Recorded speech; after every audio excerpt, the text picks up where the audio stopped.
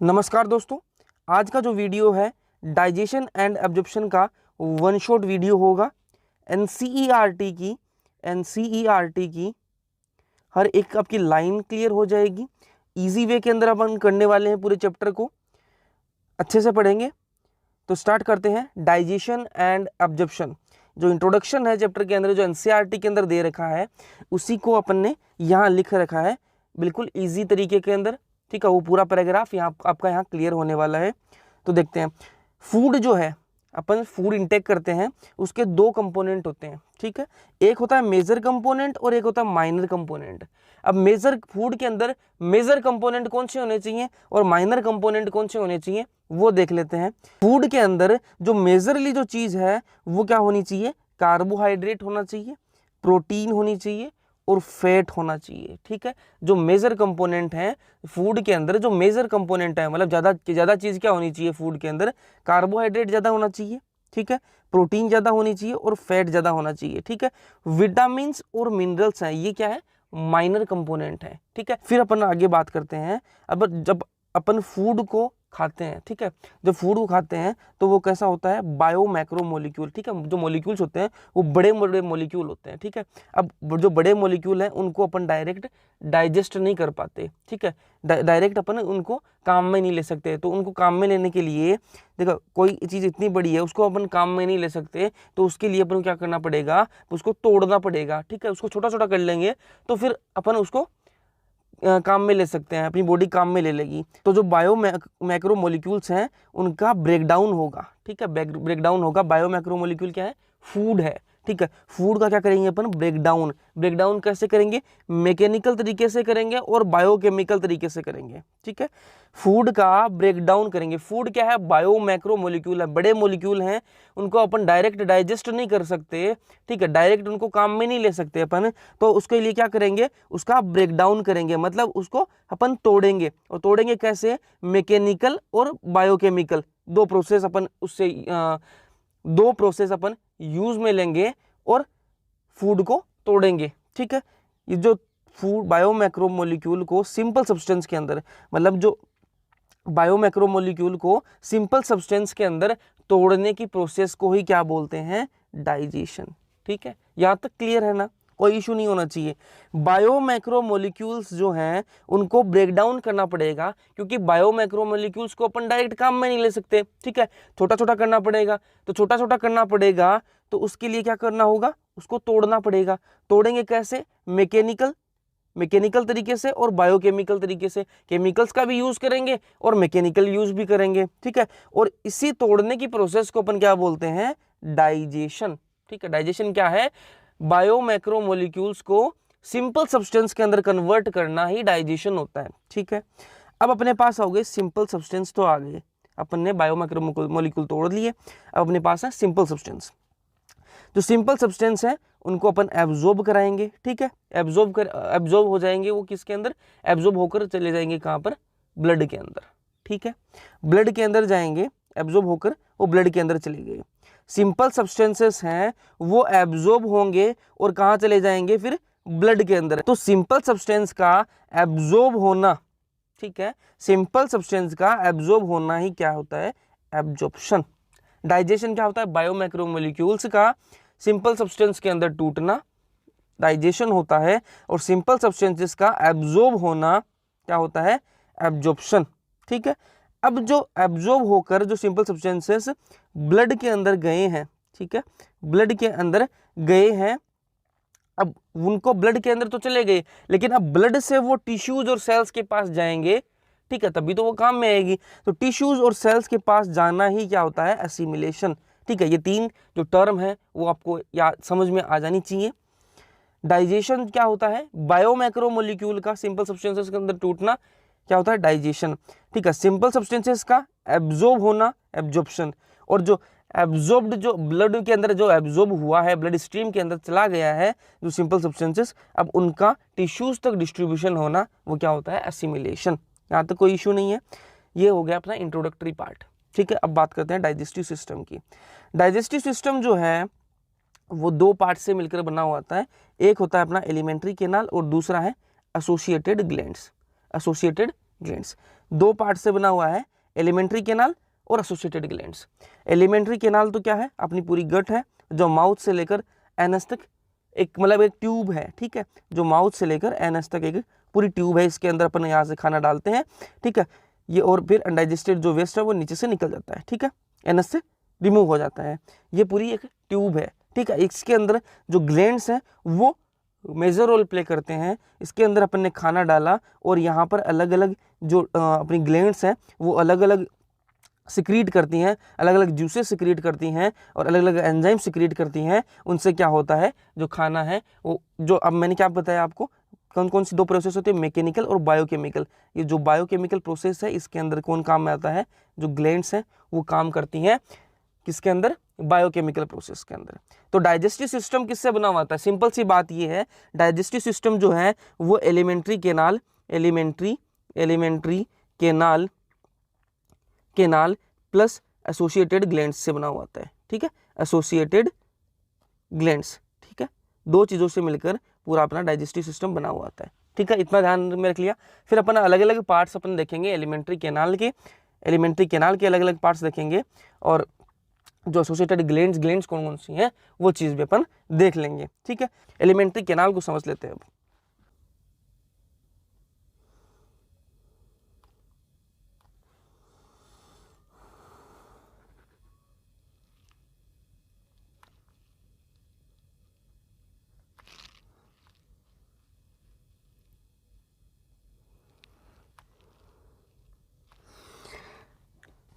ठीक है, एक ट्यूब जा रही है, देखो ये ट्यूब जो है ये जा रही है नोज से, ठीक है, ये क्या है, नेजल चैम्बर, ठीक है, और ये जा रही है माउथ से, ये देख लो, ये माउथ हो गया अपना, माउथ है, और एनसीईआरटी के अंदर लिख रखा है mouth leads to buccal cavity. ये क्या होगी, ओरल कैविटी और बक्कल कैविटी, ठीक है, बक्कल कैविटी, ठीक है, यहाँ तक कोई इशू नहीं है। अब जो नेजल चैम्बर है, जो ये नेजल जो नाक से जो पाइप निकलता है नेजल चैम्बर वाला, ये और ये जो माउथ से जा रहा है, ये एक ही ओपनिंग के अंदर, एक ही पाइप के अंदर कनेक्ट हो जाएंगे दोनों, ठीक है। वो जो एक पाइप के अंदर कनेक्ट होंगे उसको अपन बोलेंगे फेरिंग्स, ठीक है, फेरिंग्स जो है वो कॉमन पैसेज है फॉर फूड एंड एयर, जो मैं लिख देता हूँ यहाँ पे, फेरिंग्स जो है वो कॉमन पैसेज है, common passage for food and air, food और एयर के लिए जो फेरिंग्स है वो कॉमन पैसेज है, ठीक है। यहाँ पर एक स्ट्रक्चर होता है, आप देख सकते हो मिरर के अंदर, अगर आप अपना मुंह खोलकर मिरर के अंदर देखोगे तो यहाँ पर आपको एक स्ट्रक्चर लटकता हुआ दिखेगा, उसको बोलते हैं अपन यूवुल्वा,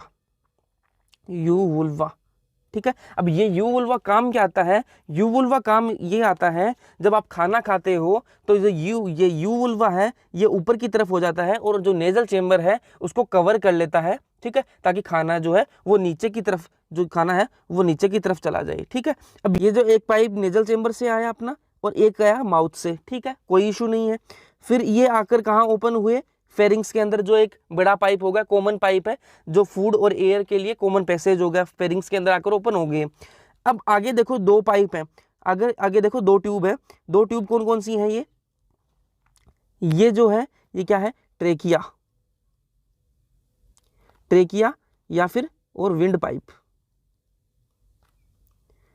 पाइप, ठीक है। ट्रेकिया, इसके अंदर क्या जाएगा, इसके अंदर अपनी एयर जाएगी, ठीक है, जो कहाँ से आएगी, नेजल चेम्बर से, ठीक है। और ये जो स्ट्रक्चर है, ये जो ट्यूब है, ये क्या है, ईसोफेगस, ठीक है, ईसोफेगस के अंदर क्या जाएगा, ईसोफेगस के अंदर जाएगा फूड, जो कि कहाँ से आएगा, माउथ से, ठीक है। ध्यान में रखना, ट्रेकिया क्या है, विंड पाइप है, इसके अंदर हवा जाएगी जो कि आएगी नेजल चेम्बर से, और जो ईसोफेगस है ये क्या है, फूड पाइप है, ठीक है, फूड पाइप के अंदर जो खाना है वो कहाँ से आएगा, माउथ से, यहाँ तक कोई इशू नहीं है। फिर यहाँ पर ये जो ओपनिंग है, यहाँ पर एक स्ट्रक्चर होता है, ठीक है, इसको बोलते हैं अपन एपिग्लोटिस, ठीक है, इसको बोलते हैं अपन एपिग्लोटिस, ठीक है। जो ट्रेकिया की ओपनिंग होती है और इस ट्रेकिया की ओपनिंग को बोलते हैं ग्लोटिस, ग्लोटिस। और जो ईसोफेगस की जो ओपनिंग होती है उसको बोलते हैं गलेट, उसको बोलते हैं गलेट।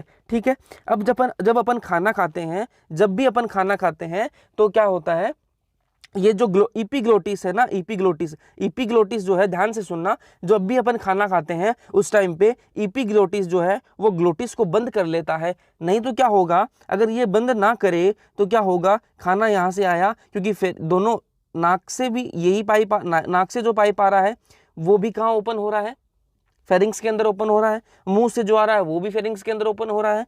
तो खाना जो है जरूरी है क्या कि ईसोफेगस के अंदर ही जाएगा, वो ट्रेकिया के अंदर भी तो जा सकता है, तो ट्रेकिया के अंदर जाएगा, ट्रेकिया के अंदर ना जाए, वो ईसोफेगस के अंदर ही जाए। इसलिए जो इपीग्लोटिस है वो ग्लोटिस, जो ओपनिंग ऑफ ट्रेकिया, जो इपीग्लोटिस है वो ट्रेकिया की ओपनिंग को बंद कर लेती है। ठीक है, ट्रेकिया की जो ओपनिंग है ग्लोटिस उसको बंद कर लेती है। अब आपने देखा होगा कई बार अपन खाना खाते टाइम बात करते रहते हैं, तो उस टाइम पे क्या होता है, जो ग्लोटिस है वो सोचते बंद करूं कि ना करूं, बंद करूं कि ना करूं, तो कंफ्यूज हो जाती है, वो तो बीच में रह जाएगी, तो खाना कहाँ चला जाएगा, अंदर चला जाएगा, इसके अंदर, ट्रेकिया के अंदर। और फिर क्या आती है, वो जैसे ही अंदर जाता है तो फिर खांसी आने लग जाती है। ठीक है, तो ये इपीग्लोटिस कवर करती है ग्लोटिस को। और फिर ये गलट क्या होगी, ईसोफेगस की ओपनिंग है। ठीक है, ईसोफेगस के अंदर खाना आ गया। अब अपन ईसोफेगस को आगे कंटिन्यू करते हैं। ईसोफेगस है वो कहाँ कनेक्ट होगी, वो कनेक्ट होगी स्टोमक से। अब स्टोमक के जो है वो पार्ट्स हैं, ये जो ऊपर वाला जो पार्ट है ना, ये क्या है, फंडस। ठीक है, फंडस। और ये जो है ये कौन सा पार्ट है, कार्डियक। ठीक है, कार्डियक। और ये जो है ये क्या है, बॉडी। ठीक है, और ये क्या है, पाइलोरिक, पाइलोरिक। ठीक है, यहाँ तो कोई इशू नहीं है। जो ईसोफेगस है वो कहाँ कनेक्ट हो रही है, स्टोमक से कनेक्ट हो रही है। स्टोमक के कितने पार्ट है, 4 पार्ट है, fundus, fundic region, cardiac region और बॉडी और पाइलोरिक रीजन। ठीक है, अब जो पाइलोरिक रीजन है ये कहाँ कनेक्ट होगा, ये कनेक्ट होगा ड्यूडेनम से। ठीक है, अब जो पाइलोरिक रीजन है ना, पाइलोरिक रीजन है वो कहाँ कनेक्ट होगा, C shaped duodenum, C shaped duodenum. ठीक है, सी शेप्ड का, सी शेप का एक स्ट्रक्चर है ड्यूडेनम। ठीक है, ड्यूडेनम का किसका स्ट्रक्चर है, स्मॉल इंटेस्टाइन का। और जो ड्यूडेनम है, ड्यूडेनम के बाद में क्या आएगा, कोइल्ड स्ट्रक्चर।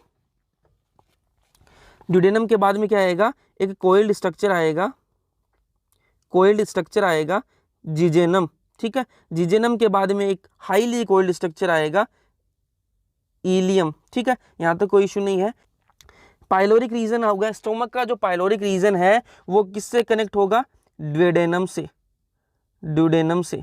ठीक है, ड्यूडेनम। और ड्यूडेनम कैसा है, सी शेप्ड स्ट्रक्चर है, सी शेप्ड स्ट्रक्चर है, कोई इशू नहीं है। अब ड्यूडेनम के बाद में क्या आएगा, जिजेनम। ठीक है, जिजेनम, जिजेनम। ठीक है, और जिजेनम के बाद में एक हाईली कोइल्ड स्ट्रक्चर आएगा इलियम। ठीक है, इलियम। अब मैं एक चीज आपको यहाँ क्लियर कर देता हूँ कि अपन ने पहले क्या देखा, अपन ने पास और माउथ आया, माउथ एक सीक्वेंस आप देख लो, माउथ, माउथ कहाँ गया, ओरल कैविटी के अंदर, ओरल कैविटी या फिर बक्कल कैविटी, ओरल कैविटी या फिर buccal cavity, buccal cavity. Oral cavity के बाद में क्या आया, फेरिंग्स, फेरिंग्स। ओरल कैविटी के बाद में, चलो ले लो फेरिंग्स भी ले लो, फेरिंग्स, फेरिंग्स। फेरिंग्स के बाद में क्या आया, ईसोफेगस, ईसोफेगस। ईसोफेगस के बाद क्या आया, स्टोमक, स्टोमक। ठीक है, स्टोमक। स्टोमक के बाद में क्या आया, स्टोमक के बाद में अपन क्या पढ़ रहे हैं, ड्यूडेनम, ड्यूडेनम। ड्यूडेनम के बाद में अपन क्या पढ़ रहे हैं, जिजेनम, जिजेनम। जिजेनम के बाद में अपन क्या पढ़ रहे हैं, इलियम। ठीक है, ये पूरा सीक्वेंस मैं बता रहा हूं आपको कौन सा कब आएगा, ये अपन एक बार वापस भी करेंगे। ठीक है, ये जो पूरा है ड्यूडेनम, जिजेनम और इलियम, ये तीनों पार्ट किसके हैं, ये तीनों पार्ट हैं स्मॉल इंटेस्टाइन के, ध्यान में रखना, स्मॉल इंटेस्टाइन के।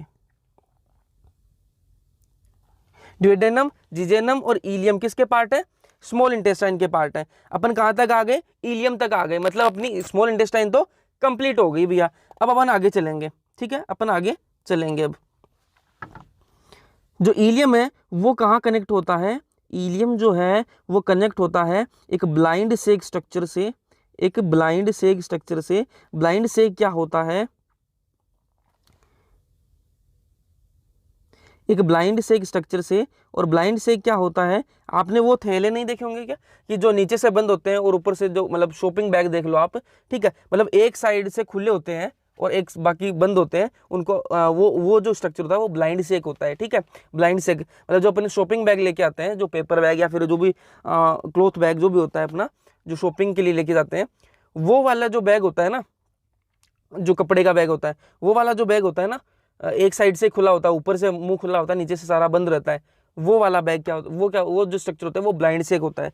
तो ये जो ब्लाइंड सेक स्ट्रक्चर है ये क्या है, सीकम, ठीक है, ये क्या है, सीकम, ये क्या है, सीकम। यहाँ तक कोई इशू नहीं है। और सीकम से एक स्ट्रक्चर निकलता है, ठीक है, सीकम से एक स्ट्रक्चर निकलता है जिसको बोलेंगे अपन अपेंडिक्स, ठीक है, appendix, vermiform appendix, vermiform appendix, appendix, vermiform appendix. अब ये जो वर्मीफॉर्म अपेंडिक्स है ये आपको पता है वेस्टिजियल है, ठीक है, वेस्टिजियल है, ओके। और ये जो सीकम है, सीकम है, ये क्या होस्ट करता है, symbiotic micro organism, symbiotic micro organism host करता है, ठीक है। और ये कैसा है, ब्लाइंड सेक स्ट्रक्चर है, ब्लाइंड सेक है, ठीक है, यहां तक कोई इशू नहीं है, ठीक है, सीकम तक आ गया। अब ये जो इलियम तक किसका पार्ट था, स्मॉल इंटेस्टाइन का, सीकम किसका पार्ट है, लार्ज इंटेस्टाइन का पार्ट है, ठीक है। अब अपन इस स्ट्रक्चर को आगे बढ़ाते हैं कलर चेंज करके, इसको भी मैं ग्रीन कलर से ही कर देता हूं। सीकम हो गया ये हो गई अपनी वर्मीफॉर्म अपेंडिक्स, ठीक है।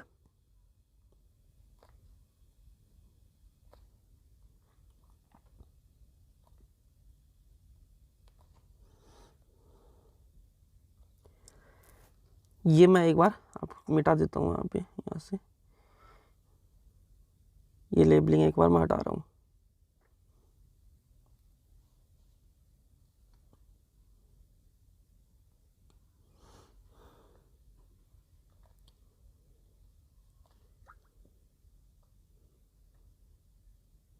ये जो स्ट्रक्चर है ये क्या है, ascending colon, ascending, ascending colon, ठीक है।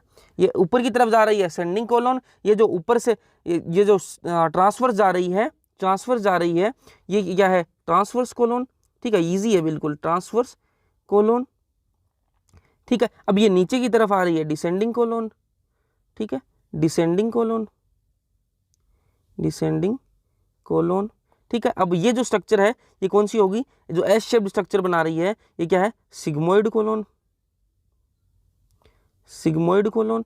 और ये जो नीचे है ये क्या हो गया, रेक्टम, रेक्टम, और ये हो गया एनस, ठीक है। अब ये जो आपने पार्ट देख लिए ये किसके पार्ट है, ये जो पार्ट है ये है लार्ज इंटेस्टाइन के पार्ट है, ठीक है। लार्ज इंटेस्टाइन ये कौन कौन से पार्ट है, इस टेबल के अंदर आप देख सकते हो। यहाँ पर इलियम के बाद में आया सीकम, सीकम, उसके बाद में कोलन, कोलन, और उसके बाद में क्या आया, रेक्टम, रेक्टम। कोलन के अंदर वो आपको पता ही है असेंडिंग कोलन, डिसेंडिंग कोलन और ट्रांसवर्स कोलन, ठीक है, और सिग्मोइड कोलन। और ये जो चारों हैं, ये जो तीनों हैं, सॉरी, ये जो तीनों हैं ये क्या है, लार्ज इंटेस्टाइन के पार्ट है, लार्ज इंटेस्टाइन, ठीक है। तो ये अपना जो एलिमेंट्री कैनाल वाला जो पोर्शन है कहाँ पे कौन सा होगा वो ऑलमोस्ट कंप्लीट हो गया। एक बार मैं वापस रिपीट कर देता हूँ। ऊपर से निकले दो पाइप, एक नेजल चेंबर से निकला, एक माउथ से, दोनों कहाँ ओपन हुए, एक कॉमन पाइप के अंदर जो क्या है, फेरिंग्स, ठीक है, फेरिंग्स।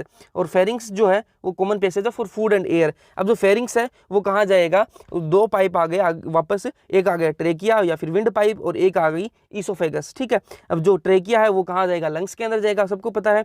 और जो ट्रेकिया की जो ओपनिंग है वो क्या होती है, ग्लोटिस होती है।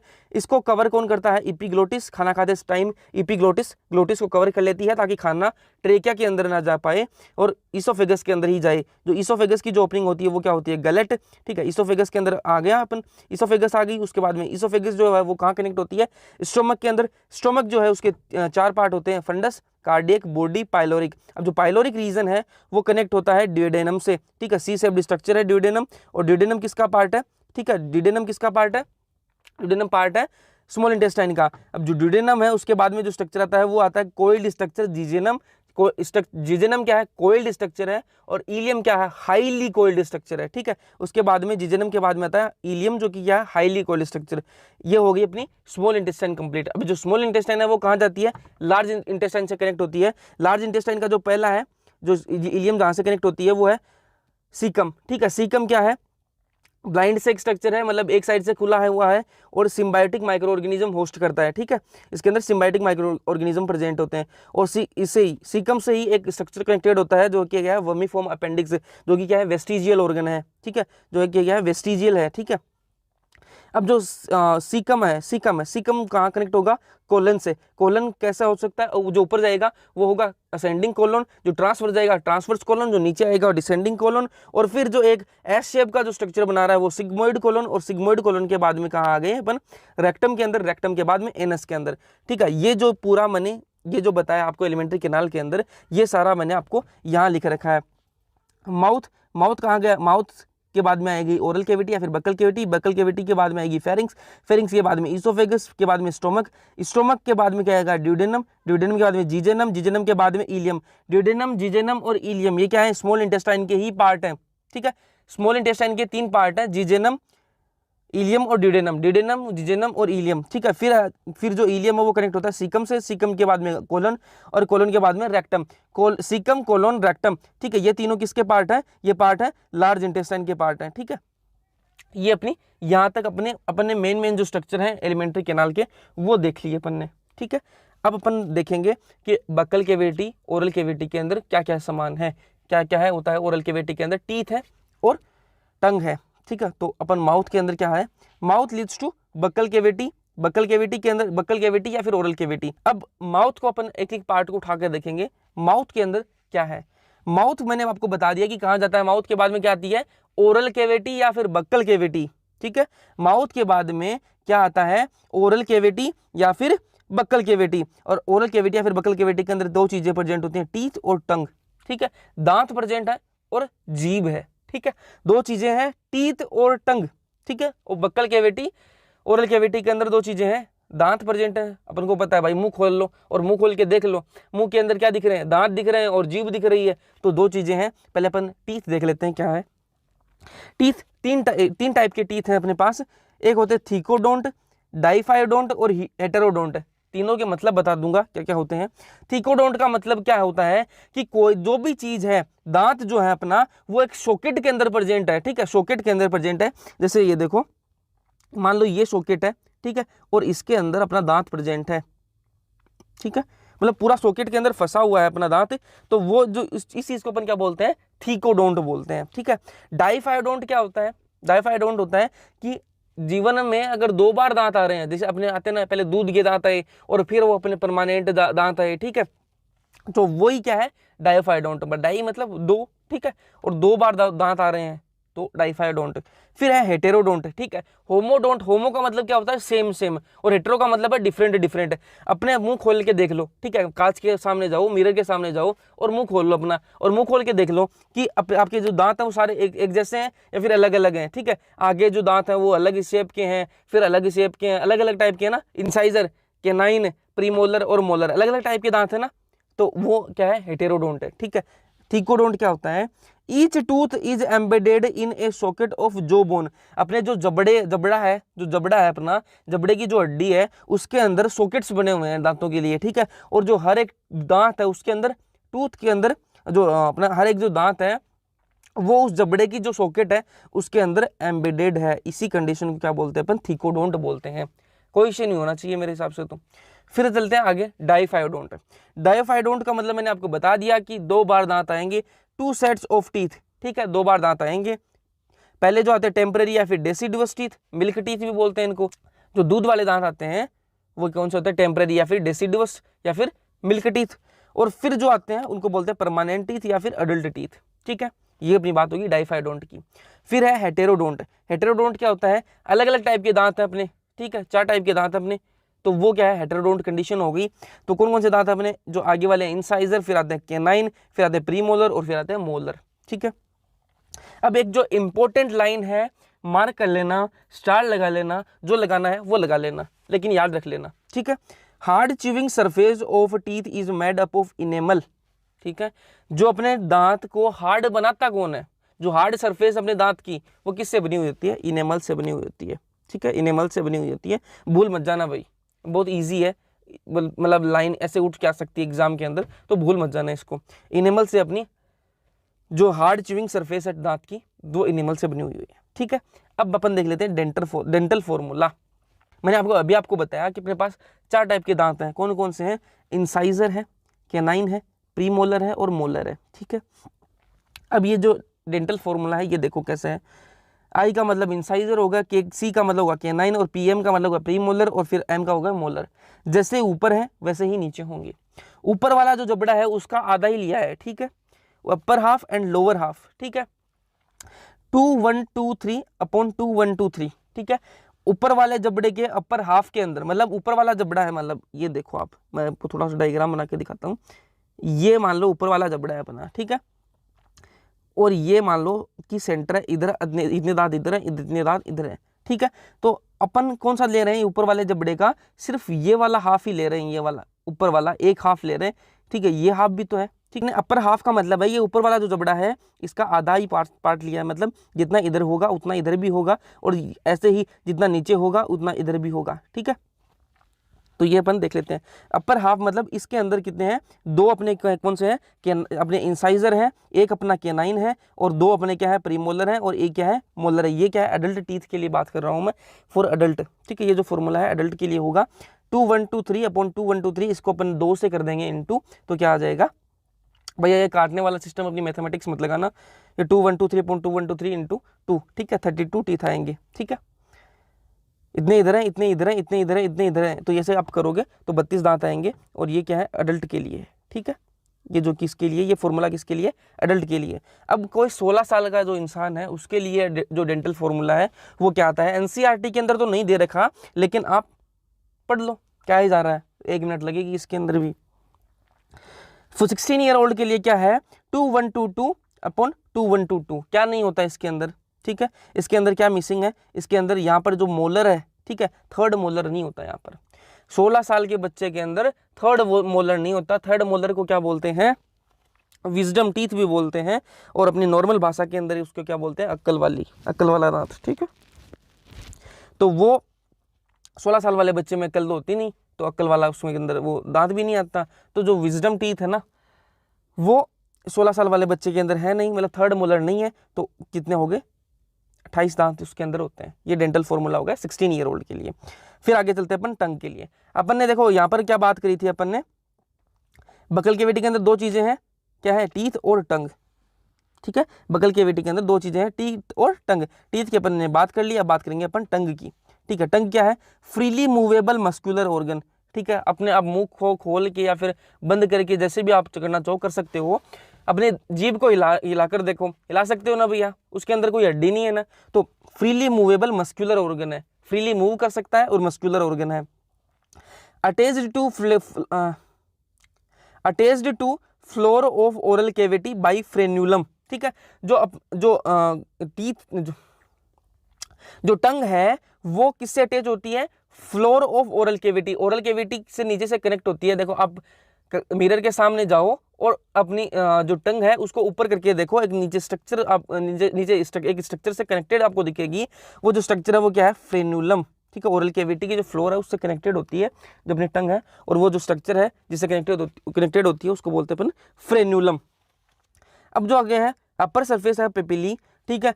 जो ऊपर का जो सरफेस है वो आप देख सकते हो अपनी टंग पे, पेपिली प्रेजेंट होते हैं जो ऊपर का जो सरफेस है उस पर, और जो पेपिली है उनके अंदर कुछ के अंदर टेस्ट बड्स भी प्रेजेंट होते हैं, ठीक है। आप मीठा खा रहे हो, कड़वा खा रहे हो, ठीक है, तो इसका टेस्ट आपको आता कैसे है, ठीक है। इसका टेस्ट के लिए आपके पास अलग अलग टेस्ट बड्स प्रेजेंट होती हैं, तो वो टेस्ट बड्स कहाँ प्रेजेंट होती हैं, पेपिली के अंदर, ठीक है। अब ये अपन ने बात कर ली माउथ के अंदर जो अपने टीथ और टंग की। अब अपन बात करेंगे जो अपने जो एलिमेंट्री कैनाल है उसके अंदर जो ट्रांसवर्स सेक्शन है उसकी जो लेयर्स हैं उसकी बात करेंगे कि जो अपना जो पूरा पाइप है, आपने ये ऐड देखा होगा टीवी पे या फिर आप नॉर्मल घरों में भी देखते हो कि जो आप टंकी लगाते हो ऊपर, अपने घर के ऊपर टंकी सब लगाते हैं, बाथरूम के ऊपर, घर के ऊपर, किचन के ऊपर, ठीक है। तो उसके अंदर ये लिखा होता है 3 लेयर है, ठीक है, 3 लेयर वाली टंकी है, 3 लेयर वाली है, 4 लेयर वाली है, ठीक है।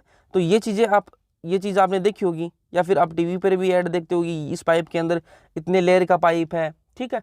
तो वो चीज़ें हैं कि अपनी जो गट है या फिर एलिमेंट्री कैनाल अपनी, वो भी अलग अलग लेयर से बनी हुई है, ठीक है। वो कौन कौन सी लेयर है वो देख लेते हैं। अब जो ऊपर वाली लेयर है ये कौन सी है? सीरोसा, ठीक है। जो ऊपर वाली लेयर है वो कौन सी है? सीरोसा, ऊपर वाली लेयर है सीरोसा। फिर जो अंदर वाली जो सेकंड नंबर की लेयर है वो कौन सी है? मस्कुलरिस। मस्कुलरिस के अंदर भी 2 टाइप की लेयर है, अंदर की जो तरफ है वो सर्कुलर है और जो बाहर की तरफ है वो कौन सी कैसी है? लॉन्गिट्यूडिनल, ठीक है। फिर है सब म्यूकोसा और फिर है म्यूकोसा, और ये जो अंदर का जो खाली पोर्शन हो गया ना, ठीक है, जिससे कुछ सामान आ जा सकता है, वो हो गया ल्यूमन, ठीक है। 4 लेयर है, याद रख लो भैया। सीरोसा पहली जो बाहर की जो लेयर है, जो पहली नंबर की जो लेयर है बाहर की तरफ से, ठीक है, आउटर साइड से अपन देख रहे हैं, तो बाहर की जो लेयर है वो कौन सी होगी? सीरोसा, ठीक है। फिर दूसरे नंबर की है मस्कुलरिस। मस्कुलरिस के अंदर भी 2 टाइप की लेयर होती हैं। जो अंदर की जो लेयर है वो कैसी होगी? सर्कुलर, और जो आउटर जो लेयर है वो कैसी होगी? लॉन्गिट्यूडिनल। फिर आती है सबम्यूकोसा और फिर आती है म्यूकोसा। सीरोसा, मस्कुलरिस, सबम्यूकोसा और म्यूकोसा, ठीक है। सीरोसा, मस्कुलरिस, सबम्यूकोसा और म्यूकोसा, फिर आती है ल्यूमन। अब बात कर लेते हैं चारों लेयर है उनकी एक एक देख लेते हैं अपन, उनके जो मेन पॉइंट्स है वो देख लेते हैं। सीरोसा जो है भैया, सीरोसा किससे बनी हुई है? मीजोथीलियम। मीजोथीलियम होता क्या है? इपिथीलियम ही होता है मीजोथीलियम भी, इपिथीलियम ऑफ विसरल ऑर्गन्स। जो अंदर की जो ऑर्गन्स का जो इपिथीलियम होता है ना, एक बाहर जो ऑर्गन्स है, मतलब जो बाहर के जो ऑर्गन है वहां पर जो इपिथीलियम प्रेजेंट होता है उसको इपिथीलियम बोलते हैं, ठीक है। अब जो अंदर जो ऑर्गन्स प्रेजेंट है उनकी जो इपिथीलियम है उसको मीजोथीलियम बोल देते हैं, ठीक है, कोई इशू नहीं है। सीरोसा किससे बनी हुई है? Mesothelium plus connective tissue. फिर बात करते हैं मस्कुलरिस। ये बाहर की लेयर अपने सीरोसा पढ़ ली, अब बात करते हैं मस्कुलरिस। मस्कुलरिस जो है वो कैसी है? Smooth muscles. स्मूथ मसल्स कौन सी होती हैं? जिन पे अपना कोई बस नहीं है, ठीक है, जिनको अपन मतलब हिला डुला नहीं सकते, वो कौन सी होगी? स्मूथ मसल्स होती हैं, ठीक है, जो अंदर जो प्रेजेंट होती है ना, जो विसरल ऑर्गन्स होते हैं, ठीक है। अब अपन कहाँ मस्कुलरिस को हिला सकते हैं अपनी मर्जी से, ठीक है, तो वो क्या होगी? स्मूथ मसल्स हैं, उनको स्मूथ मसल्स बोलते हैं। इनर कैसी होगी? सर्कुलर, यहाँ पर लिख मैंने बता दी। आउटर कैसी होती है? लॉन्गिट्यूडिनल। अब और कुछ रीजन्स ऐसे होते हैं, कुछ रीजन्स एलिमेंट्री कैनाल के अंदर ऐसे होते हैं जहां पर इनर आउटर के अलावा ओब्लिक मसल लेयर भी प्रेजेंट होती है, ठीक है, मतलब तिरछी मसल्स भी प्रेजेंट होती हैं। देखो ये जो इनर वाली है ये कैसी होगी? मतलब सर्कुलर लेयर होगी, ठीक है, गोल गोल होगी। आउटर वाली कैसी होगी? लॉन्गिट्यूडिनल होगी, ठीक है। अब जो ओब्लिक मसल लेयर है ना, ये कैसी होगी? तिरछी होगी, ठीक है, ओब्लिक, ठीक है। अब ये कुछ रीजन्स कौन से हैं ये इंपॉर्टेंट है, ठीक है। ये रीजन्स कोई और नहीं, ये अपना स्टोमक है, ठीक है। स्टोमक के अंदर क्या होता है? ओब्लिक मसल लेयर प्रेजेंट होती है, ठीक है। यहां तक कोई इश्यू नहीं होना चाहिए, मस्कुलरिस अपनी कंप्लीट होगी। फिर बात करते हैं सबम्यूकोजा की। सबम्यूकोजा ये ध्यान में रख लो भैया, स्टार लगा लो, हैशटैग लगा लो, जो लगाना है वो लगा लो। इसके अंदर क्या होते हैं? Nerves, blood vessel, lymph vessel present होती हैं। सब म्यूकोजा के अंदर नर्व्स प्रेजेंट होती हैं, ब्लड वेसल प्रेजेंट होती हैं और लिम्फ वेसल प्रेजेंट होती हैं। सब म्यूकोसा के अंदर नर्व्स प्रेजेंट है, ब्लड वेसल प्रेजेंट है और लिम्फ वेसल प्रेजेंट है। और एक चीज ध्यान में रख लेना, एक चीज और ध्यान में रख लेना, ये दोनों पॉइंट जो है बहुत ज्यादा इंपॉर्टेंट है। नर्व्स प्रेजेंट है, ब्लड वेसल प्रेजेंट है, लिम्फ वेसल प्रेजेंट है सब म्यूकोसा के अंदर। In duodenum glands are also present. Duodenum के अंदर ग्लैंड्स भी प्रेजेंट है, ठीक है, मान ली बात। ड्यूडेनम के अंदर ग्लैंड्स भी प्रेजेंट है, लेकिन वो ग्लैंड कौन सी प्रेजेंट है वो मैं आपको बता देता हूं, वो है ब्रूनर्स ग्लैंड। ब्रूनर्स ग्लैंड, ठीक है। अब सब म्यूकोसा है वो पूरी एलिमेंट्री कैनाल के अंदर है, ठीक है, लेकिन जो ग्लैंड है वो सिर्फ कहाँ प्रेजेंट है, ड्यूडेनम के अंदर प्रेजेंट है, ठीक है। ग्लैंड जो है वो सिर्फ ड्यूडेनम के अंदर प्रेजेंट है, ठीक है। मतलब हर जगह सब म्यूकोसा के अंदर आपको ग्लैंड देखने के लिए नहीं मिलेगी, सिर्फ और सिर्फ ड्यूडेनम के अंदर आपको ग्लैंड देखने के लिए मिलेगी, और वो भी कौन सी है, ब्रूनर्स ग्लैंड। ये इंपॉर्टेंट भैया एग्जाम के अंदर आ सकता है, याद रख लेना। ये बात होगी अपनी सब म्यूकोसा की। अब अपन बात करेंगे म्यूकोसा की। म्यूकोसा जो है वो क्या सिक्रीट करती है, म्यूकस सिक्रीट करती है, म्यूकस सिक्रीट करती है, और म्यूकस सिक्रीट कौन करता है, गोबलेट सेल सिक्रीट करती हैं, ठीक है। अब अपन ये एक स्ट्रक्चर देख लेते हैं। अब अपन देख लेते हैं म्यूकोसा का, देख लेते हैं स्टोमक के अंदर ये क्या काम करता है, कैसे कैसे स्ट्रक्चर बना लेता है, और स्मॉल इंटेस्टाइन के अंदर क्या कर लेता है। तो ये क्या हो गए अपने, ये होगी अपनी गैस्ट्रिक ग्लैंड बनाता है, ठीक है। जो म्यूकोसा है स्टोमक के अंदर क्या बनाता है, गैस्ट्रिक ग्लैंड, ठीक है। और ये क्या है, इरेगुलर फोल्ड्स हैं, एक इसका नाम होता है रूगी, ठीक है, रूगे या फिर रूगी, जो भी आप बोलना चाहो वो बोल सकते हो, ठीक है। ये रूगी हो गई, ये अपना होगा स्टोमक का, ये क्या है, म्यूकोसा बता रहा हूँ मैं आपको। या आगे अपन बात करेंगे स्मॉल इंटेस्टाइन की, ये जो नीचे वाला पोर्शन है क्या है, स्मॉल इंटेस्टाइन का, ठीक है।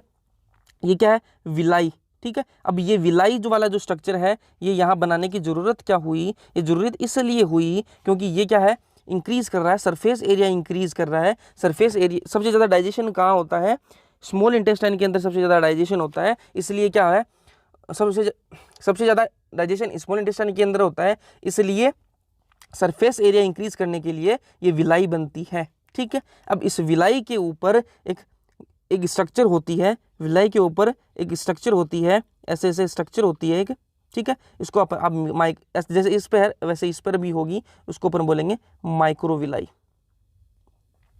ठीक है, माइक्रोविलाई, ठीक है। ये क्या है, ब्रश बॉर्डर अपीयरेंस देती है, ठीक है, ब्रश बॉर्डर अपीयरेंस देती है माइक्रोविलाई। यहाँ पर ये बन गए क्रिप्स ऑफ लिबर कोहन, ठीक है। और ये लेक्टियल लिम्फ वेसल, लेक्टियल कहाँ प्रेजेंट होता है, ध्यान में रख लेना, लेक्टियल कहाँ प्रेजेंट होता है, म्यूकोसा ऑफ स्मॉल इंटेस्टाइन। लेक्टियल कहाँ प्रेजेंट होता है, म्यूकोसा ऑफ स्मॉल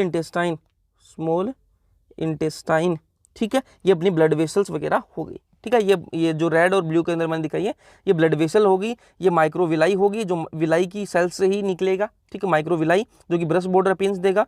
और विलाई जो है वो फिंगर लाइक प्रोजेक्शन है, जो किस काम आती है, सरफेस एरिया इंक्रीज करने के लिए। लेक्टियल जो है वो लिम्फ वेसल्स है, जो कि क्या है, कहाँ प्रेजेंट होती है लेक्टियल, स्मॉल इंटेस्टाइन की म्यूकोसा के अंदर, ठीक है। यहाँ तक कोई इश्यू नहीं है। फिर अपन बात करेंगे डाइजेस्टिव ग्लैंड्स की, ठीक है। ये अपन ने एलिमेंट्री कैनाल के जो स्ट्रक्चर्स हैं वो अपन देख चुके हैं। अब अपन बात करेंगे डाइजेस्टिव ग्लैंड्स की बात करेंगे, ठीक है। डाइजेस्टिव ग्लैंड्स आप मेजरली 3 डाइजेस्टिव ग्लैंड अपने को ध्यान में रखनी है।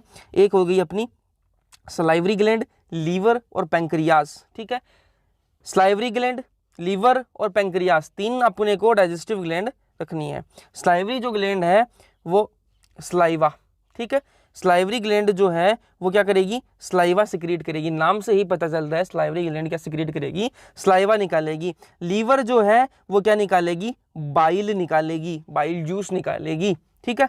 पेंक्रियाज जो है, पेंक्रियाज क्या करेगा, पेंक्रियाज हॉर्मोन्स भी निकालेगा और अल्कलाइन पेंक्रियाटिक जूस भी निकालेगा। ये एंडोक्राइन ग्लैंड भी है और एक्सोक्राइन भी है, ठीक है। हॉर्मोन्स भी निकालता है ये, और ये एल्कलाइन पेंक्रियाटिक जूस भी निकालता है। अब एक एक को अपन देख लेते हैं। स्लाइवरी ग्लैंड, ठीक है। स्लाइवरी ग्लैंड 3 टाइप की होती हैं, एक होती है पेरोटिड, सब मैक्सिलरी, सब मैंडिबुलर और सब लिंगुअल, ठीक है। पेरोटिड कहाँ प्रेजेंट होती है, चिक्स, ठीक है। पेरोटिड कहाँ प्रेजेंट होती है, चिक्स पर, मतलब चिक्स में होती है पेरोटिड, ठीक है। और सब मैक्सिलरी, सब मैंडिबुलर कहाँ होती है, जो नीचे वाला जो जबड़ा है वहां पर। सब लिंगुअल कहाँ प्रेजेंट होती है, सबलिंगुअल होती है बिलो द टंग के नीचे, ठीक है। यहां तक कोई इश्यू नहीं है, सबलिंगुअल टंग के नीचे। ये अपन ने देख ली स्लाइवरी ग्लैंड की पोजीशन। ये अपने स्लाइवरी ग्लैंड की बात कर लिया, बात करेंगे लीवर की, ठीक है। लीवर जो है, ठीक है, लीवर के अंदर 2 लोब्स होती हैं, ठीक है। लीवर 2 लोब्स से बना हुआ था। मान लो ये वाला जो स्ट्रक्चर है लीवर है, ऐसा नहीं होता लेकिन मान लो ऐसा है लीवर, तो क्या होंगी, इसके अंदर 2 लोब होंगी, ठीक है। और इन लोब्स को क्या बोलेंगे, हिपेटिक लोब्यूल। जहां पर भी आपको हिपेटिक वर्ड दिख जाए तो वो मतलब किसकी बात हो रही है, बात किसकी हो रही है, वो लीवर की बात हो रही है। दो लोब्स हैं हिपेटिक लोब्यूल्स। अब जो हिपेटिक लोब्यूल्स हैं वो किससे बने होते हैं, इनके अंदर सेल्स से बने होते हैं, तो वो बने होते हैं हिपेटिक सेल्स से बने होते हैं। अब जो हिपेटिक जो सेल्स हैं वो क्या सिक्रीट करती हैं, बाइल सिक्रीट करती हैं, ठीक है, बाइल सिक्रीट करती हैं। हिपेटिक सेल्स जो है वो बाइल सिक्रीट करती हैं, और जो बाइल है वो कहाँ जाता है, वो गाल ब्लेडर के अंदर जाता है। ये वाला आप एक बार ध्यान में रख लो, बस इतना आप ध्यान में रख लो। लीवर जो है दो लोब से बनी होती है, ठीक है, समझ में आ गई इतनी बात। लीवर जो है वो दो लोब से बनी होती है, उनको दो लोब्स हैं, उनको क्या बोलेंगे अपन, हिपेटिक लोब्यूल्स बोलेंगे। हिपेटिक लोब्यूल्स जो है वो किससे बने होते हैं, हिपेटिक सेल्स से बने होते हैं। और जो हिपेटिक सेल्स है वो क्या सिक्रीट करती हैं, बाइल सिक्रीट करती हैं। बाइल जो है वो कहाँ स्टोर होता है, गाल ब्लेडर के अंदर, ठीक है, यहाँ तक कोई इश्यू नहीं होना चाहिए। अब एक इंपॉर्टेंट जो लाइन है वो आप ध्यान में रखना, स्टार हैशटैग जो लगाना लगा लेना, ठीक है। लोब्यूल्स जो है वो क्या है, structural and functional unit of liver, ठीक है। जो ये हिपेटिक लोब्यूल्स क्या है, हिपेटिक जो लोब्यूल्स हैं वो क्या होते हैं, structural and functional unit of liver. Liver की जो स्ट्रक्चरल एंड फंक्शनल यूनिट क्या होती है, हिपेटिक लोब्यूल्स। और जो हिपेटिक जो लोब्यूल्स है वो covered by thin connective tissue. ये जो हिपेटिक लोब्यूल्स हैं वो एक थिन कनेक्टिव टिश्यू से कवर्ड होते हैं, और वो थिन उसको क्या बोलेंगे अपन, ग्लीसन्स कैप्सूल, ठीक है। लोब्यूल्स के लिए दो चीजें अपन को ध्यान में रखनी है। पहले तो देखो लीवर, वापस रिपीट कर देता हूं मैं, लीवर जो है दो लोब से बना होता है। जो दो लोब है वो हिपेटिक लोब्यूल्स बोलेंगे उनको। हिपेटिक लोब्यूल्स हैं वो हिपेटिक सेल से बने होते हैं। हिपेटिक जो सेल्स हैं वो सिक्रीट करती हैं, बाइल सिक्रीट करती हैं, और बाइल क्या करता है, बाइल जो है वो गाल ब्लेडर के अंदर जाके स्टोर हो जाता है, ठीक है। अब जो हिपेटिक लोब्यूल्स हैं वो क्या है, structural and functional unit of liver, ठीक है। लीवर की स्ट्रक्चरल एंड फंक्शनल यूनिट है कौन, लोब्यूल्स। अब covered by thin connective tissue, जो लोब्यूल्स हैं वो एक थिन कनेक्टिव टिश्यू से कवर्ड होती हैं, जिनको बोलते हैं अपन ग्लीसन्स कैप्सूल, ठीक है। ये अपनी लीवर है की बात हो गई। अब यहां पर आप देखो डायग्राम से समझते हैं अपन क्या स्ट्रक्चर होता है क्या नहीं होता।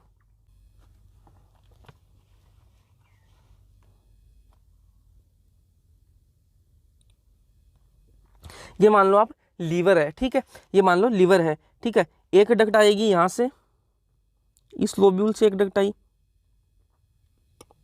ठीक है, एक डक्ट आई इस लोब्यूल से, ठीक है। दो लोब बताए थे मैंने, दोनों लोब्यूल से एक एक डक्ट आ गई, ठीक है। ये दोनों डक्ट आ गई लीवर से, डक्ट फ्रॉम लीवर, ठीक है। अब ये दोनों डक्ट हैं ये आपस में जुड़ गई, यहाँ पर आप क्लियरली इस डायग्राम के अंदर देख सकते हो।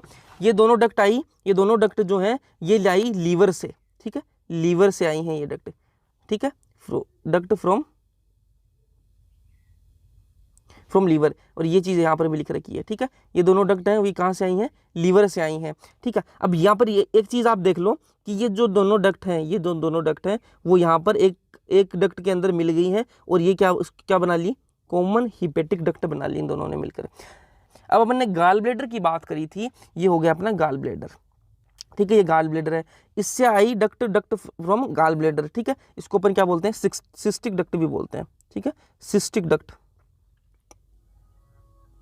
ये जो सिस्टिक डक्ट आई है, फिर जो गाल ब्लेडर से जो डक्ट आई है और कॉमन हिपेटिक डक्ट है, ये दोनों आपस में जुड़ गई। यहाँ पर आप देख सकते हो क्लियरली, यहाँ से ये आई अपनी सिस्टिक डक्ट, और यहाँ से आई अपनी कॉमन बाइल हिपेटिक डक्ट, और ये दोनों आपस में यहाँ पर मिल रही हैं, और ये दोनों मिलकर एक कॉमन डक्ट बनाती हैं, उसको बोलेंगे अपन कॉमन बाइल डक्ट, ठीक है। यहाँ तक कोई इश्यू नहीं है, कॉमन बाइल डक्ट बन गई अपने पास, ठीक है। लीवर से दो डक्ट आई, ठीक है, दोनों डक्ट आपस में मिलकर क्या बना ली, कॉमन हिपेटिक डक्ट बना ली। अब गाल ब्लेडर से एक डक्ट आई सिस्टिक डक्ट, वो कॉमन हिपेटिक डक्ट के अंदर मिलकर क्या बना ली, कॉमन बाइल डक्ट बना ली, कोई इश्यू नहीं है। पेंक्रियाज है, पेंक्रियाज से जो आई डक्ट उसको बोलेंगे पेंक्रियाटिक डक्ट, ठीक है। पेंक्रियाज से एक डक्ट निकल रही है, पेंक्रियाटिक डक्ट, ठीक है। अब अपने पास क्या है, कॉमन बाइल डक्ट निकल रही है यहाँ से, और ये अपने पास कॉमन जो पेंक्रियाटिक डक्ट है, एक अपने पास कॉमन बाइल डक्ट है और एक अपने पास पेंक्रियाटिक डक्ट है। दोनों आपस में मिल गई और दोनों ने मिलकर क्या बना ली, हिपेटो पेंक्रियाटिक डक्ट, कोई इशू नहीं है। देखो दो डक्ट आई लीवर से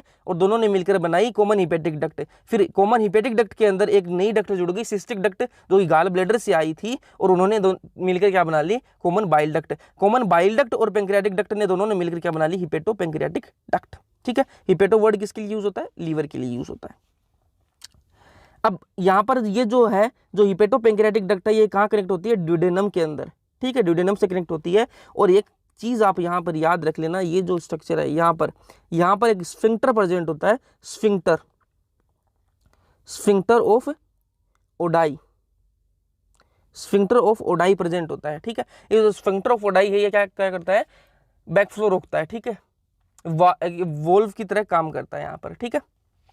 ये अपन ने लीवर की बात कर ली। अब कि फूड जो है, अपना जो फूड है उसका क्या काम होता है? फूड जो है उसको अपन क्या करते हैं? डाइजेस्ट करते हैं, डाइजेस्ट के बाद में एब्जॉर्ब करते हैं, एब्जॉर्ब के बाद में एसिमिलेट करते हैं, ठीक है।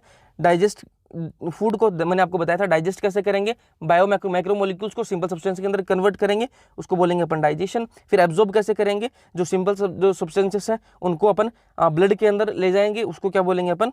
एब्जॉर्प्शन, ठीक है। और जो ब्लड से वो टिश्यूज तक जाएगा, उसी प्रोसेस को अपन बोलेंगे एसिमिलेशन, ठीक है।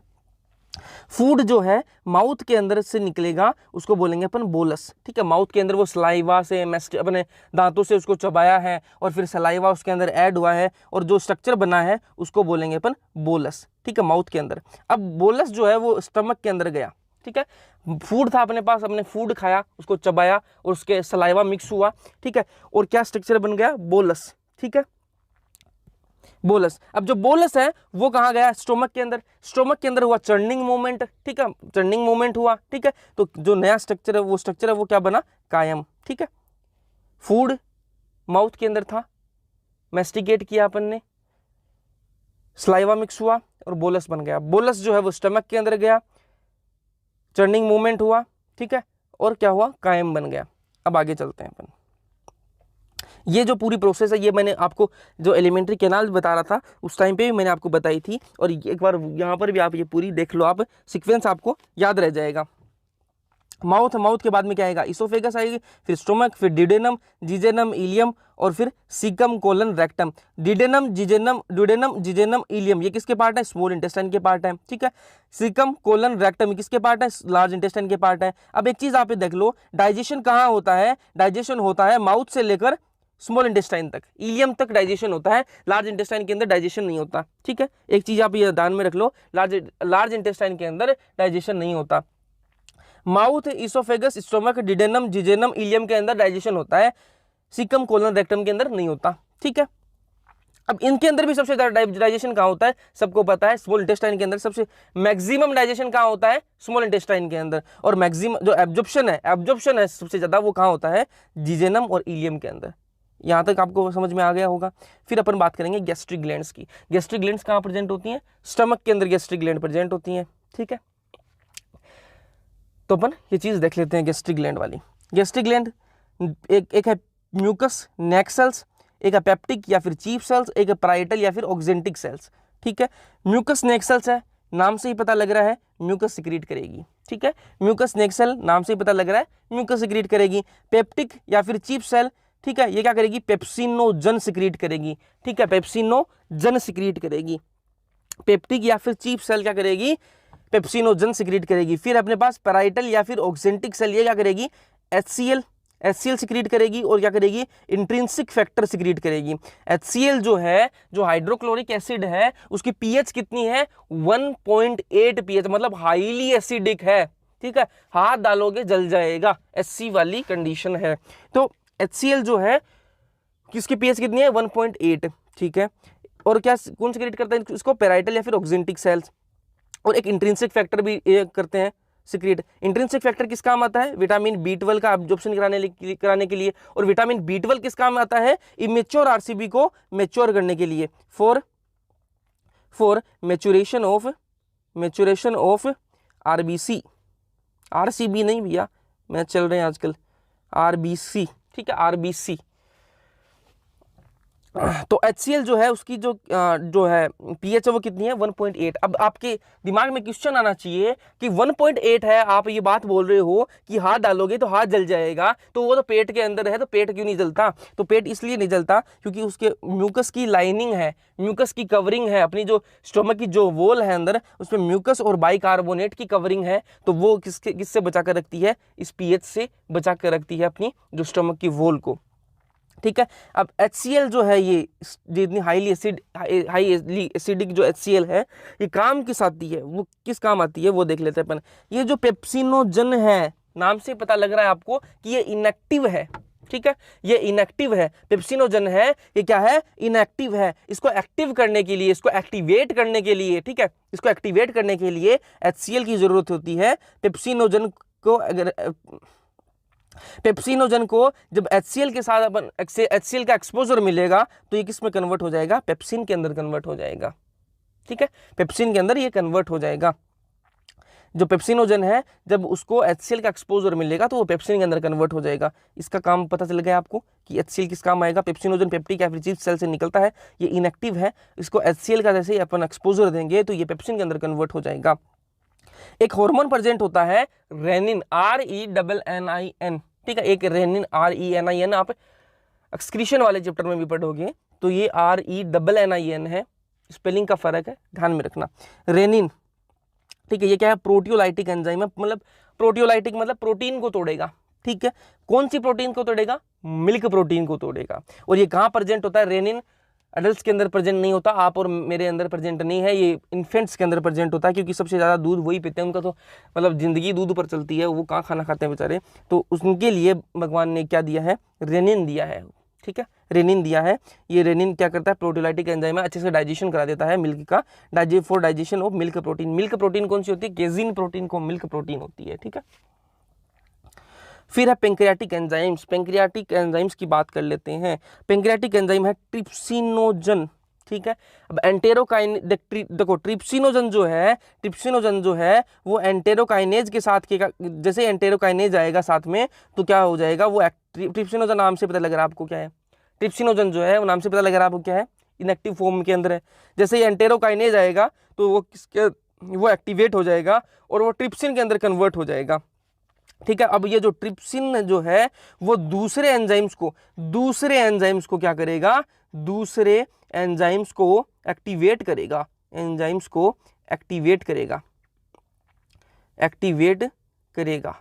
ठीक है, दूसरे एंजाइम्स को एक्टिवेट करेगा, एक्टिवेट अदर एंजाइम्स, ठीक है।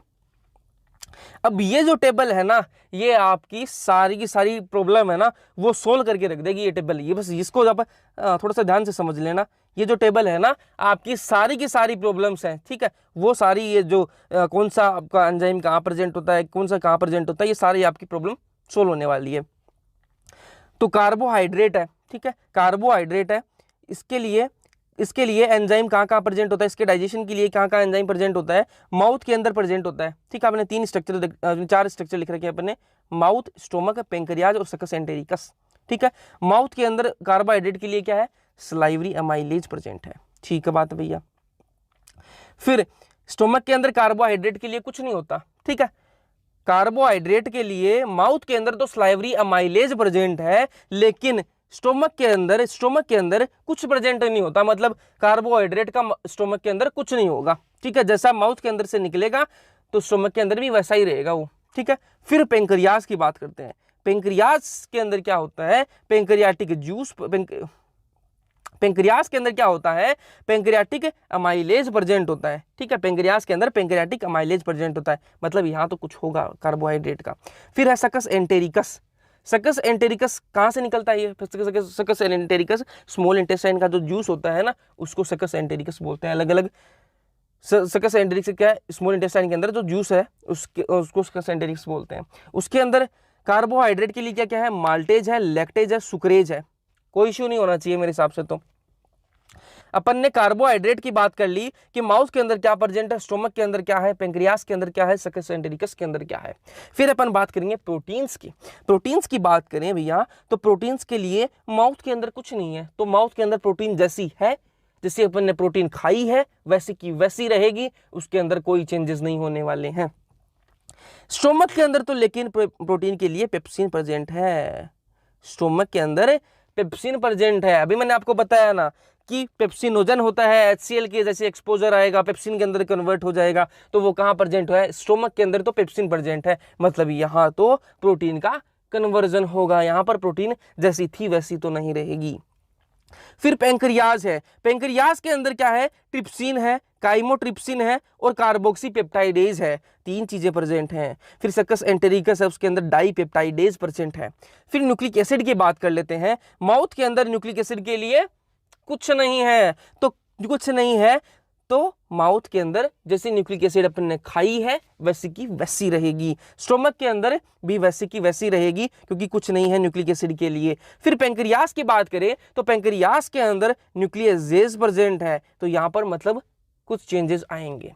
वो चेंजेस क्या आएंगे वो मैं अभी बताने वाला हूं, एक बार आप ये देख लो। चेंजेस आएंगे मतलब न्यूक्लियस प्रेजेंट है तो चेंजेस आएंगे। सक्कस एरेंटेरिकस के अंदर न्यूक्लियोटाइडेजेस प्रेजेंट है और न्यूक्लियोसाइडेज प्रेजेंट है, मतलब यहां पर भी चेंज तो होगा। फिर बात करें फेट की, तो फेट के लिए माउथ के अंदर तो कुछ नहीं है, तो कुछ नहीं है तो जैसा फेट अपन ने खाया है फूड के अंदर वैसा का वैसा फेट रहेगा अपने माउथ से, जैसे ही वो बोलस जाएगा स्टोमक के अंदर तो वैसा का वैसा रहेगा, जैसा फेट अपन ने खाया है वैसा रहेगा, कोई चेंजेस उसके अंदर नहीं आएंगे। स्टोमक के अंदर क्या प्रेजेंट है, गैस्ट्रिक लाइपेज प्रेजेंट है, मतलब कुछ तो चेंजेस आ सकते हैं। पेंक्रियाज है, उसके बाद में पेंक्रियाज के अंदर पेंक्रियाटिक लाइपेज प्रेजेंट है, मतलब चेंजेस आएंगे।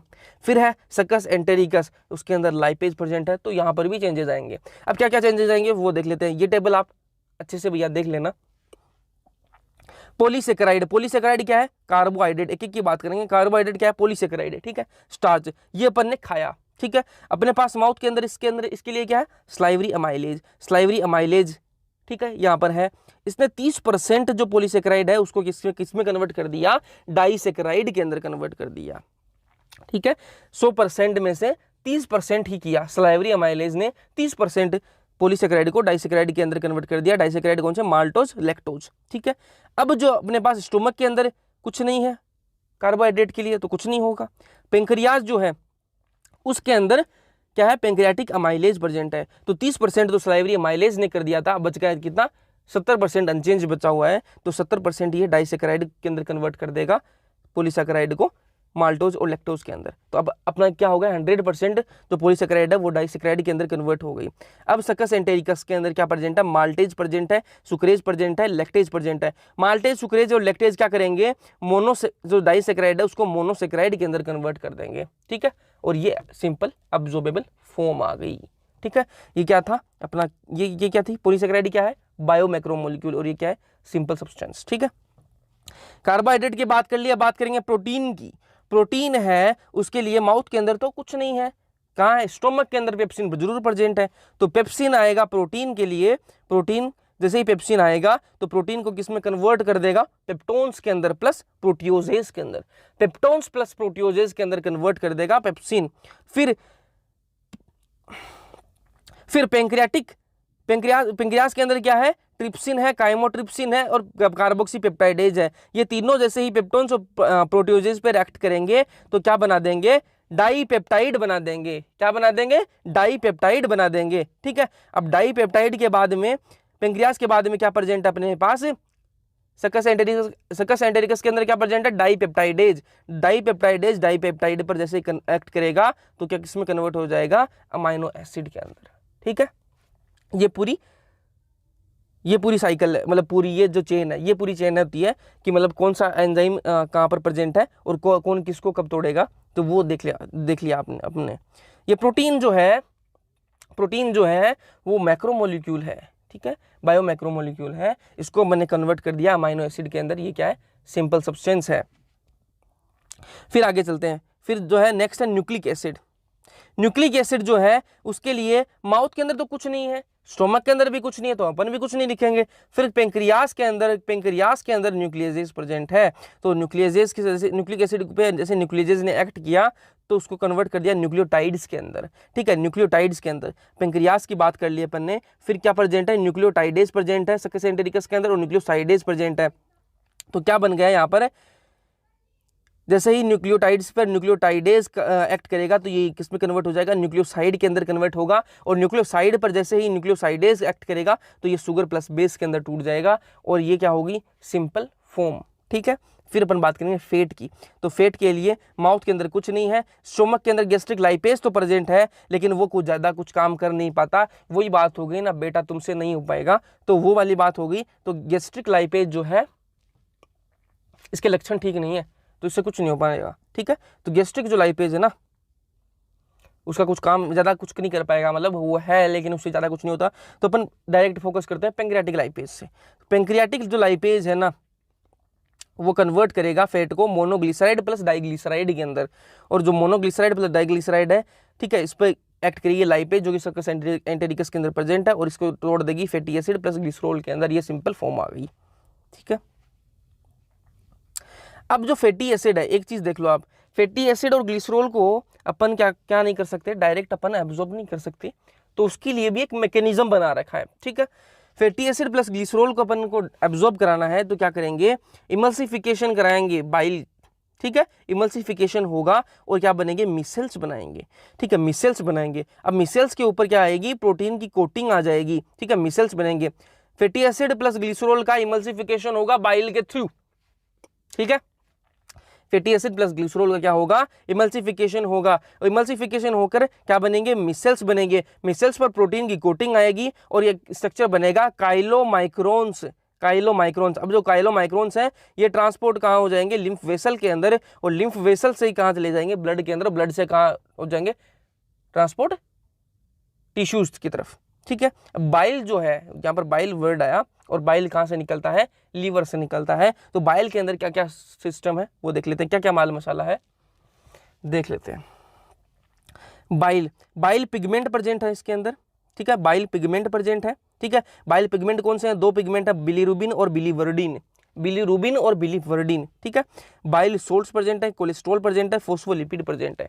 अब इंपॉर्टेंट जो बात है, स्टार हैशटैग जो लगाना है भैया लगा लो, लेकिन याद रख लेना कि बाइल के अंदर कोई भी एंजाइम प्रेजेंट नहीं होता, नो एंजाइम, कोई भी एंजाइम प्रेजेंट नहीं होता, कोई भी एंजाइम नहीं प्रेजेंट होता बाइल के अंदर, कोई भी एंजाइम नहीं प्रेजेंट होता, ठीक है। ये अपन ने बात कर ली। अब बात करेंगे अपन एब्जॉर्प्शन की।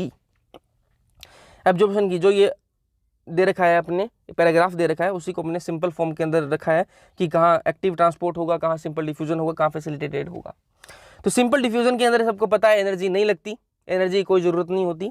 फैसिलिटेटेड जो ट्रांसपोर्ट होता है ना, उसके अंदर भी एनर्जी तो नहीं लगती, लेकिन कैरियर प्रोटीन्स की जरूरत होती है, ठीक है, कैरियर प्रोटीन्स की जरूरत होती है, ये आप ध्यान में रख लेना। सिंपल डिफ्यूजन के अंदर कोई एनर्जी नहीं लगती, फैसिलिटेटेड डिफ्यूजन जो है उसके अंदर कैरियर प्रोटीन की जरूरत होती है, ठीक है। और जो एक्टिव ट्रांसपोर्ट है ना, एक्टिव ट्रांसपोर्ट, इसके अंदर तो एनर्जी लगती है पूरी, ठीक है, एनर्जी लगेगी।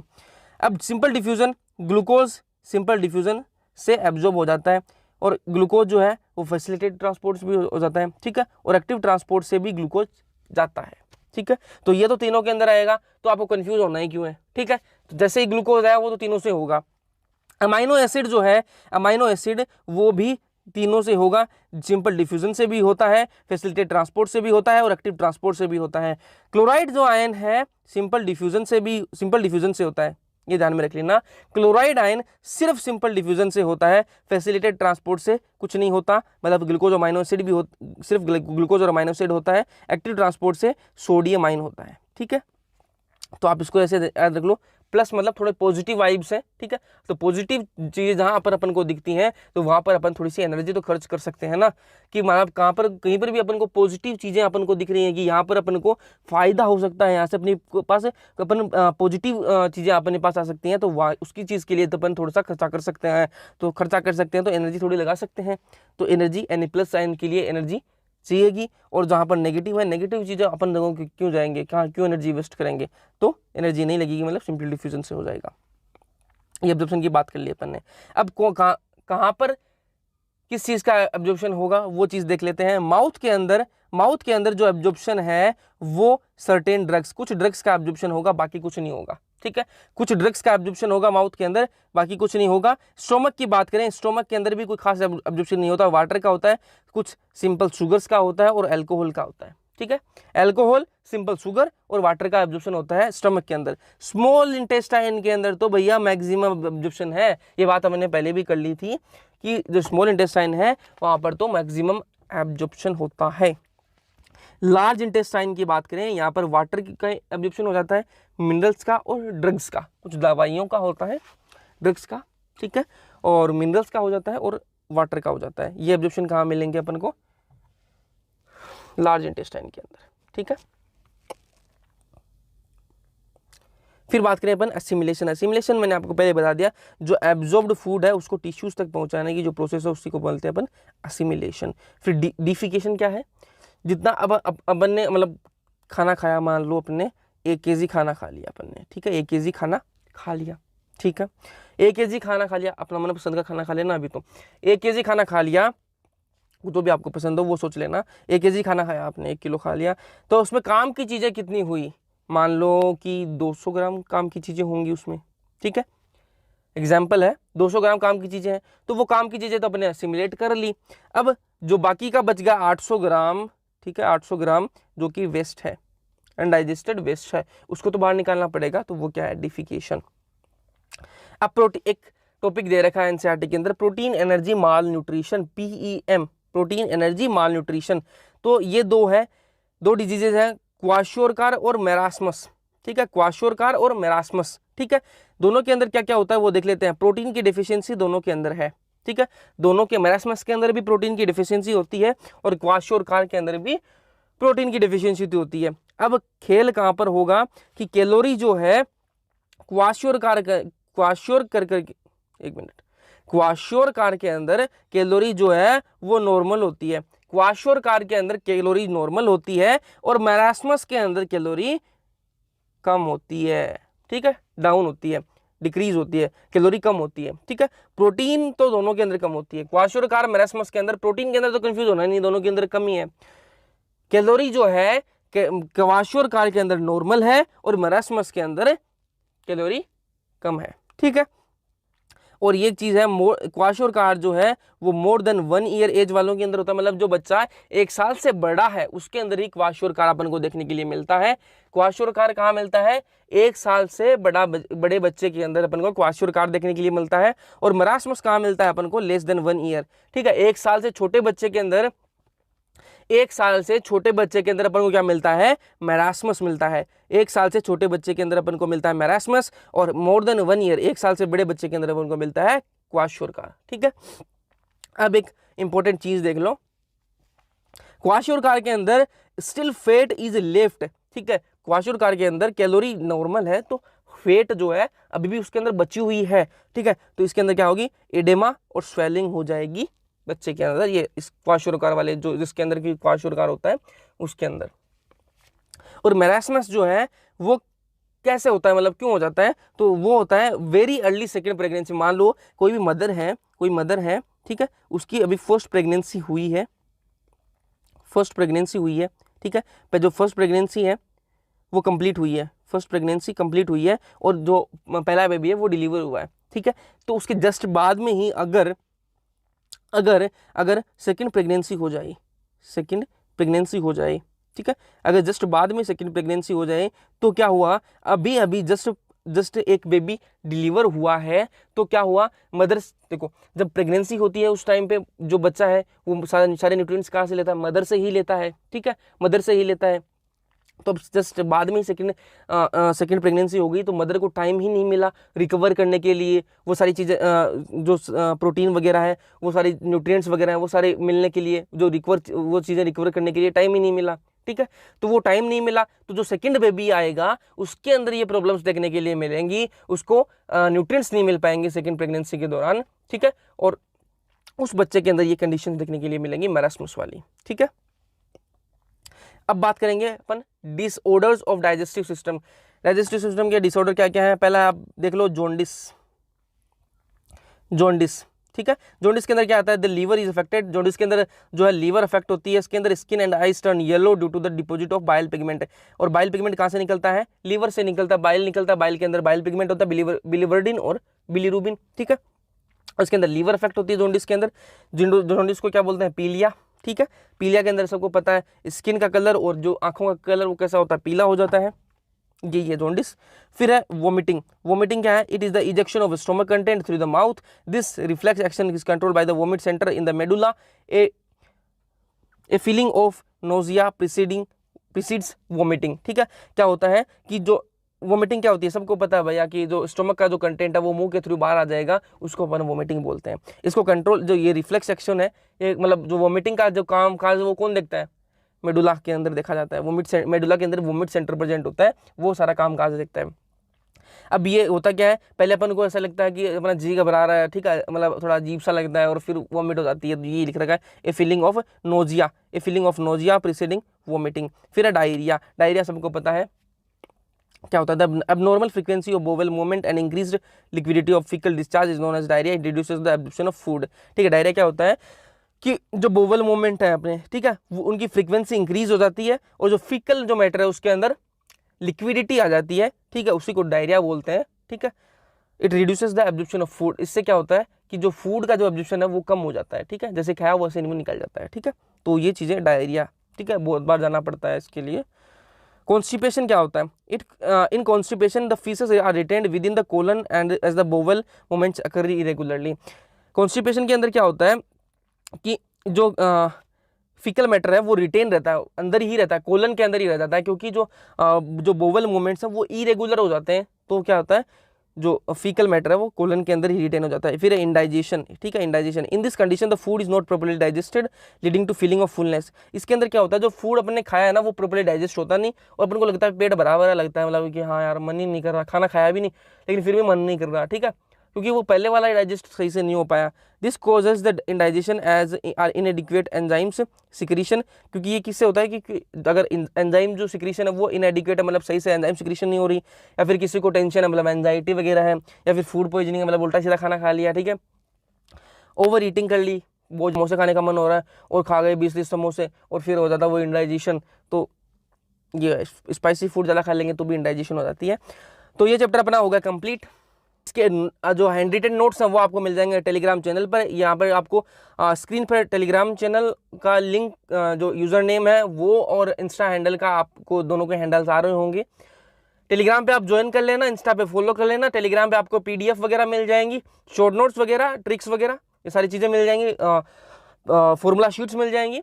और इंस्टाग्राम पे आपको क्या मिल जाएंगे, आपको न्यूमेरिक्स मिल जाएंगी, ट्रिक्स मिल जाएंगी, आपको फ्लैश कार्ड वगैरह मिल जाएंगे, तो वहाँ पर भी आप फॉलो कर सकते हो। लेक्चर कैसा लगा कमेंट सेक्शन में बता देना, लाइक कर देना, सब्सक्राइब कर लेना। बाकी सारे चैप्टर क्लियर करेंगे, केमिस्ट्री बायो पूरी उड़ाएंगे, ठीक है।